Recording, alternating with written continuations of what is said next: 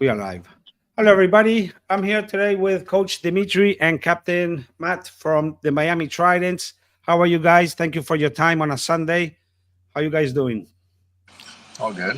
Happy to be here. Doing well. Recovering. I really appreciate you taking some time to talk to us. Uh, this, of course, is a big milestone for not only the Tridents, you guys starting to play in the American Rugby Premiership, but also for Florida Rugby. So, just to begin, I just wanted to go over what was like the preparation going into this game, and how did you guys manage with the, to with the financials to make this happen? Because I know, Coach, the preparation was fairly short, right? You just had a couple Yeah, of yeah. I mean, weeks. we had realistically, 3 weeks to sort of get everybody together. We have a lot of new faces as well, and we still have some guys who are injured and they're recovering, especially some MLR guys. So that will be interesting. The impact that they'll bring in the coming weeks. But yeah, it was a short turnaround, but it was a short turnaround for everybody. For every team.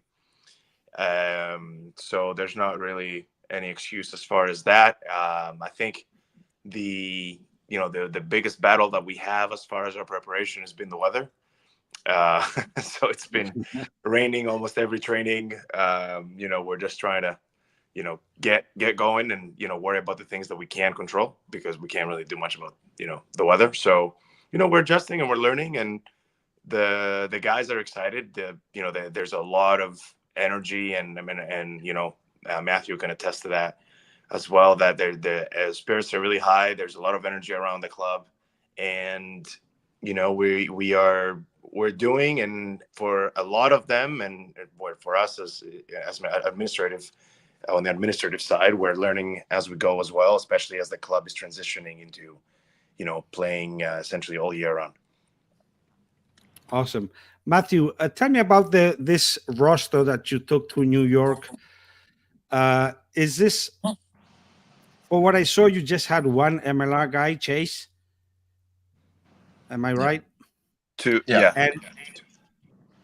And and tell me about the rest of the team. Is this like your regular team, or did you have some reinforcements for this championship? Yeah. I mean, I'd say overall it is our core team, like the Tridents club guys that have been around for a few years and that have been successful in the Division 2 area. In terms of MLR guys, we do have some that have been training with us, and a few, like Dimitri said, are coming back from injury. But starting wise, Chase is the only MLR guy that's currently under contract. We had one guy come in from NOLA who we're looking to add, who came in on the second half, who had a big impact. But overall, yeah, I'd say in terms of roster wise and names, it was just the Miami Tridents. Okay, so let's talk about the game. Let's just say that the game, you guys ended up losing 33-20 or 31-20, depending on who you want to believe, because I saw both results.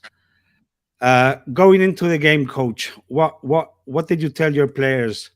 What was the mindset?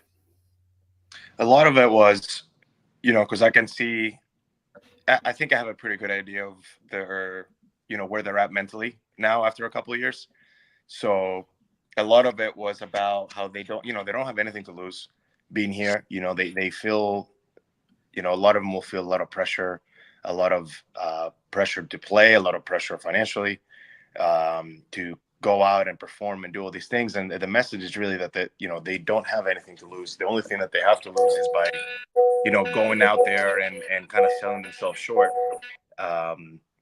Which that was really the big thing for me. So just go out there, do what we practice, at 100% effort, and if it goes wrong, it goes wrong. I don't care. But I just want to see you guys really push and try to execute as much as you can and play what you see, and trust in what we have installed in the past couple of weeks. And that's really the big win for me. And we had some unlucky breaks as well. We had 2 yellow cards. We had 2 knock-on tries, so that definitely, took the wind out of our sails a bit. But I mean, we fought to the last second of it. Yeah, did it get a little frantic? Sure, but Nyack is a very disciplined team. They did the simple things really, really well. And we tried to sort of overcompensate by doing some crazy things on the other side, but I can't, I can't fault them for that because it's honestly. What type of crazy things? Well, no, we probably moved the ball a little bit too much. We tried to force too many things on the outside channels, which is fine, right? But we did it when we didn't necessarily have momentum to do that. And but I can't fault them because essentially they saw things, they made calls, they try to execute. And this first couple of weeks, that's what we're all about.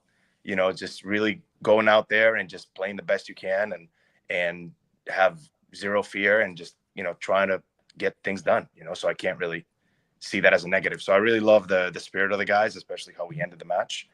I love how they finished. They were excited. They're like, man, we can definitely get this done. And it's just really great to see, makes my job really quite easy. So, yeah. Matthew, I just wanted to ask you, how different was this game to what you have been playing in the past? Yeah. That's kind of what I was going to add on to. Yeah. Go ahead. Yeah. Martin, go ahead. I just want to remind people that, because, many people don't even know what you guys are even playing, right? The APR. Sorry, the ARP. Yeah. So just so people know, this is a championship that is played in the fall, and the level of play would be, it's basically D1 teams that are reinforced by many MLR players, right? That are off season, and it's 7 teams, right? 7 teams. This year, you guys are the new kids on the block, along with Charlotte, and I'm gonna miss the teams, but it's New York Athletics, Mystic River, and Blue, White Plains, and Life. And Life, who won it last year. So this is the highest level of rugby under the MLR, like between MLR and D1. I think that would be fair to say. So the question was, Matthew, what was different at this level? Yeah, going into the game, we knew that the level of play is going to be just better overall. Like the little details really matter here. So I would say that, guys were probably a little nervous, coming in knowing that they're going to be playing against a professional outfit. In a lot of cases, a lot of teams are stacked with, like you said, MLR guys. So yeah, the level of play was obviously much faster. I think the physicality was something that some guys weren't really expecting or maybe had heard of, but didn't really know what to expect. So, the little areas in a contact or like in a ruck or in a tackle that you kind of like soak things back and teams are able to gain meter after meter. I think that was maybe a big surprise to some of the guys, mostly on the defensive side. On offense, I think everyone was pretty happy with the way we attacked for the most part. Like our system put us in a good place to be able to exploit, the outside channels like Dimitri was saying. So I'd say the main thing that was different for me and what I saw from the team was probably the level of physicality and the actual speed of play. And coach, what would be the shortcomings in this game? I think a lot of it was just our set pieces, our scrum, which usually have been our strength. And for this game, we didn't really show up ready, I think. So we definitely have a lot to learn from that, and we're definitely going to make some adjustments going forward as we dive into the season. But we just have to really be cautious about having and I keep saying this, a short-term memory in this, because if you get too stuck on and Matthew saw this during the match, if you get stuck on things that go wrong, teams will put points on you very quickly. So you really just got to take it what it is, make your adjustments, and move on. It's a short season, so we really try to sort of make the most of it and have the MLR guys that are here and also the club guys really gain as much from the experience as they can. And what do you think was the best that the team did on the field? To be honest with you, that we, considering the time we've had to train, there were some hints of some incredible continuity on our attack in keeping the ball alive. And it's just sort of getting the balance of when to sort of pull that back and when to, kind of really put the throttle down. So that's really exciting for me to see, because usually that sort of continuity you don't really get until, you're a month or so in playing matches, and this was essentially the first match all of these guys have played together. So it was just really exciting. Yeah, I mean, we have to work on those little things. Like we're getting a little lazy around the rucking, thinking that we're just gonna clear this guy out, but at that level, everyone knows how to poach properly. Everyone knows how to counter ruck properly. So you can't give him an inch there. And I think there were a few times where we get a little lackadaisical and say, okay, well, we're already gained so many meters. Let me just kind of lean in, and then next thing you know, the guy's already on his feet and on the ball. So there's a lot of little stuff like that, which again, it's the guys not playing at this level, so they're adjusting to it. But yeah, the continuity for me and seeing glimpses of calls being made and people really, stretching the envelope in how we want to play, I see that personally as a positive, for sure. Was that a turf field? Yeah. Yep. Yeah. No complaints about the ref? I mean, I personally, and we were talking about this after the game, I don't like to be that team that just blames everything on the ref or complains about the ref or the field and stuff like that. I think every ref, makes good calls and bad. The ref on Saturday, I'd say, gave us kind of a hard time in terms of yellow cards. Like we had 2, they didn't have any, but they definitely got penalized a decent amount. I think they did have. They did have one. They had one. Yeah, one. For what I saw on Rugby Explorer, yeah. Yeah. And just let me say, it was a little disappointing not to have a live stream of the game, and I'm also a little bit disappointed overall of the organization of the of this championship, because they just haven't been putting out enough information from my point of view. Like there's not even really a schedule out. You go to the Instagram, there's not even a schedule. And I would have thought that the live stream would be a mandatory thing for all teams, because come on, it's the highest level of club rugby we have. So I hope that gets better, because I really I mean, look, it's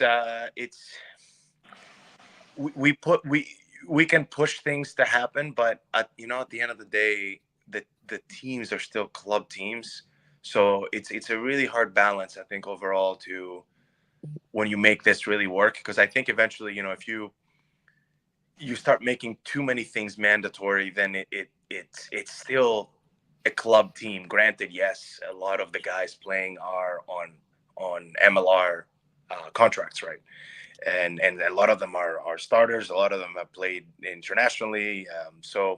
But I get what you're saying. I definitely see where you're coming from, but I definitely sort of see a little bit of the other side as well, where these aren't. Most of these teams are not like MLR academies. They're still sort of clubs like us, who are, granted, they've been around a lot longer, or they've been playing at a different level for a lot longer than we have. But, I think everyone is kind of trying to do the best they can, and it's still being managed a lot by coaches, and we have calls, and, everyone is trying to do the best. But I think, especially for Nyack, I mean, the facility was excellent. They were great hosts to us. They beautiful locker rooms, access to trainers, access to, the third half, as you say, afterwards, sitting up on the hill with the clubhouse and the water view. So, it's, they didn't have a stream, but, at the same time, they were really, really good guys. And we definitely enjoyed our time up there. So, we'll make sure that we have a stream for our match, if that could. For sure. Mandatory streams. So what are we looking forward now for next week? Yeah, I think we're off. Big week. Yeah, we have a bye week this week. So in terms of preparation, I think it's a good thing that we have a bye. I think there's like Dimitri said, this is basically our first game, so kind of getting the rust off. We're able to really see what we're doing wrong and what we're doing well. So it's super helpful to have this full week of preparation. Probably looking to train a lot harder than we have been for this specific week, and just looking fully ahead at Old Blue that we have. We're traveling back up to New York week after next. Oh, so next game is All Blue. Correct. Mm-hmm. Okay, let's hope we have a stream for that.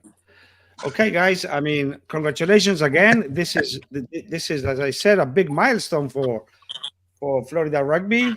I mean, and it comes in after like a great season last year with you guys being national champions, and the Tampa women, also Okapi high school boys going to the national championship. So we definitely have Florida on the national map, and that's only a good thing to happen. So looking forward for your next game. Maybe you guys should take me. I'll do the video thing if you want. You can talk. Huh? Yeah. Hey guys, great to see you. Thank you very much again for your time. Thanks, And Charlie. looking forward for your next games. Bye bye. Sounds good. Thank you guys. Have a good one. Thank you, Doug. Bye. Bye everybody.